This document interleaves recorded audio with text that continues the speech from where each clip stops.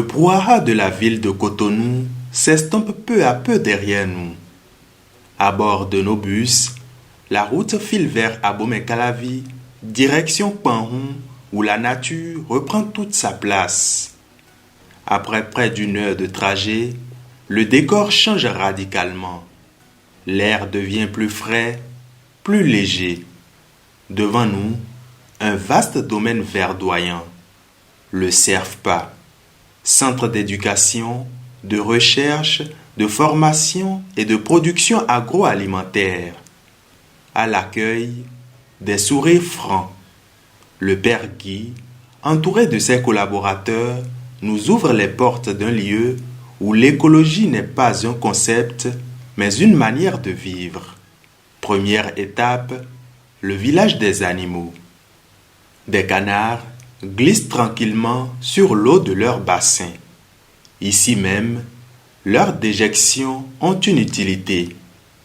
Elles alimentent un biodigesteur pendant que l'eau enrichie sert à arroser les cultures. Un cycle naturel, maîtrisé, respecté. Un peu plus loin, poulets et pintades s'agitent dans leur enclos. Les œufs fraîchement pondus prennent la direction de couveuses modernes.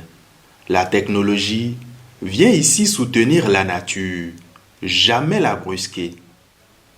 Changement d'ambiance à la gariserie. L'odeur du manioc en cuisson flotte dans l'air. Autour des fours, les étudiants s'activent, pressés, tamisés, séchés, sous le regard attentif de Béatrice Patinvo, le gari prend forme. Elle est en même temps, elle est formatrice et productrice également et dans le centre. C'est elle qui forme tout le monde, séminariste, il est fermier, Voilà.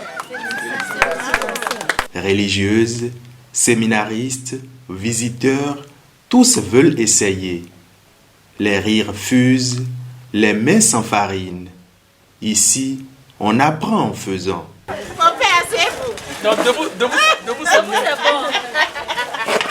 La visite continue vers les clapiers. Des lapins au pelage varié bougent doucement dans des installations propres et aérées. Puis, la porcherie. L'Andras et Large White grandissent grâce aux sous-produits du centre. Restes de culture, épulchures de manioc. Rien ne se perd, tout est recyclé, transformé, valorisé. Le vrai travail qui se fait, c'est au niveau de la reproduction. Alors, je suis là avec eux pour la reproduction. Comment est-ce qu'il faut faire l'accouplement? Après l'accouplement, et comment est-ce qu'il faut suivre et comment on appelle la gestation, et après la mise bas, et puis maintenant la saillie et le traitement des porcins jusqu'à la fin. Voilà, donc c'est ce qui se fait ici en gros. Plus loin, les champs s'ouvrent à perte de vue. Des parcelles céréalières travaillées à l'aide de tracteurs. Non loin, une grande bananeraie de variété Sotoumont, très recherchée sur le marché local. Vraiment, il faut dire que nous lui tirons chapeau. Il aime son travail.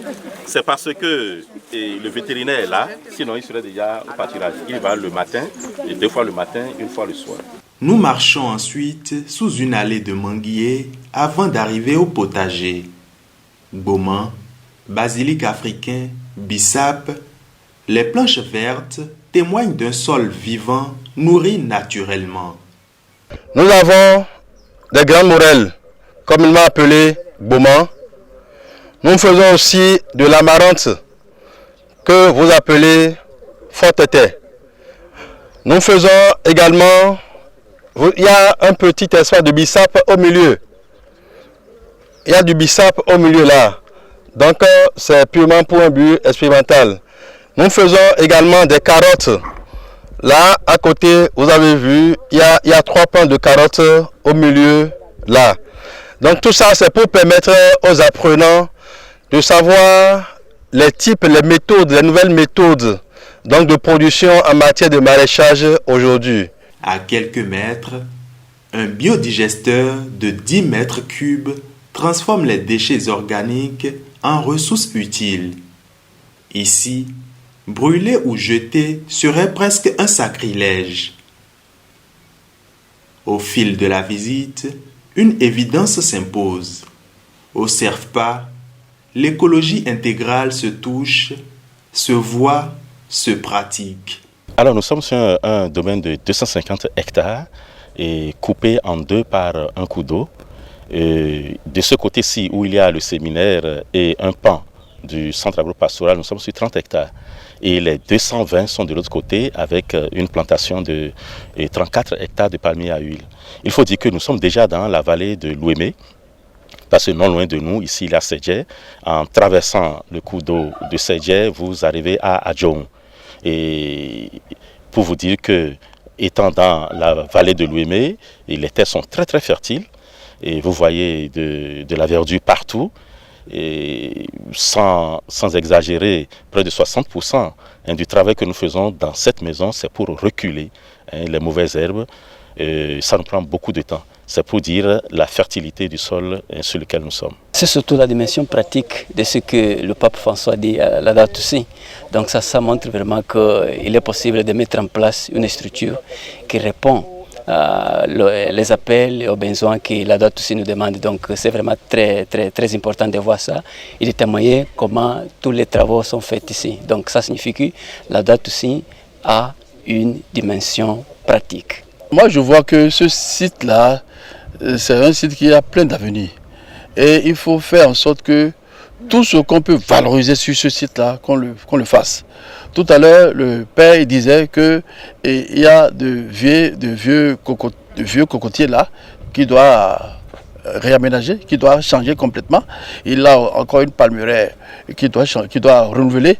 Et il fait beaucoup de choses ici. Moi, je pense que avec ce centre, si on peut aider ce centre-là à aller de l'avant, ce serait formidable. Ce centre a plein d'avenir. Il y a beaucoup de choses ici qu'on peut faire. Je suis éminemment content et très édifié de cette exclusion conclusive à notre colloque. Parce que si vous avez fait attention, le colloque, la problématique du colloque a été de savoir quelle est la voie de l'Afrique dans tout ce débat sur l'écologie qui se mène à l'ère des changements climatiques et tout ce que nous avons évoqué. Quelle est la voie de l'Afrique? Et voyez-vous, en visitant ce centre, nous avons découvert des solutions profondément africaines. Et à notre âme, derrière moi, dans mon dos, nous avons visité quelque chose de très intéressant. Comment l'Afrique, de façon écologique, propose l'élevage des volailles en les mettant ensemble pour réduire l'intervention de la prophylaxie et de beaucoup d'autres choses. Donc les solutions africaines sont déjà proposées ici.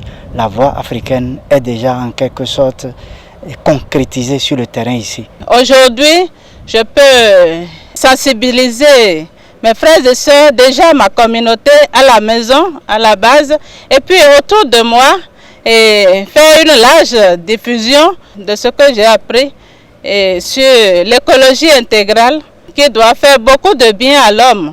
Aujourd'hui, le monde est beaucoup plus pollué, mais avec tout ce que nous avons entendu, ça va changer les consciences et ça va nous permettre aussi de nous galvaniser pour pouvoir aller porter la nouvelle aux autres. La première chose qui m'a touché, c'est la capacité des organisateurs à mobiliser les étudiants, les conférenciers. Et tout s'est si bien passé que j'ai découvert qu'en peu de temps, on peut apprendre beaucoup de choses dans cette dynamique de la transformation de l'environnement par ce colloque écologique intégral. Et avec notre descente sur le terrain, par cette excursion, j'ai vu que nous avons réussi à faire toucher de doigt ce que nous sommes en train de faire passer comme message. Personnellement, j'ai retenu que tous, autant que nous sommes, nous devons lutter pour la protection de notre environnement. Nous devons déjà commencer par organiser plus de colloques de ce genre pour impacter plus de personnes parce que avant ce colloque, nous n'étions pas au courant de toutes les conséquences que ça avait sur notre environnement.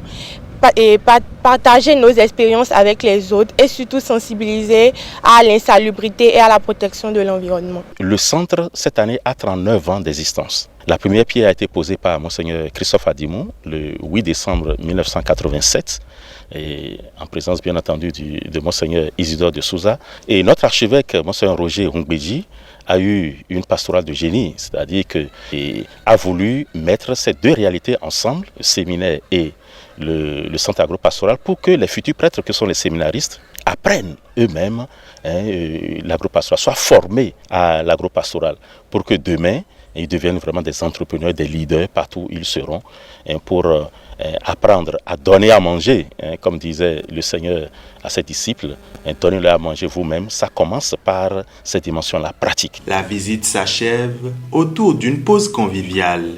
Les visages sont détendus, mais les esprits, eux, ont changé. On était venu observer, mais là, on repart inspiré.